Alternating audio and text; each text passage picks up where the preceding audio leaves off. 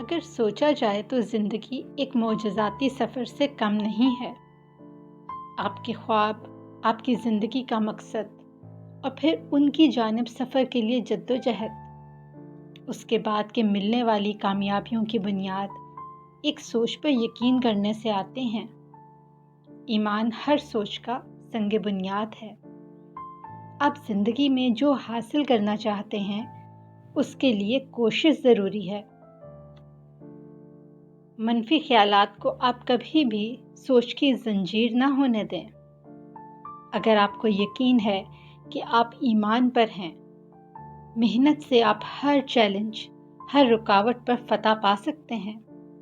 मस्बत सोच, या जिसे इंग्लिश लैंग्वेज में ऑप्टिमिस्टिक अप्रोच कह सकते हैं, जो एक जादुई चाबी की तरह काम करती है, जो आपके ख्वाबों की तकमील में मददगार साबित होती है।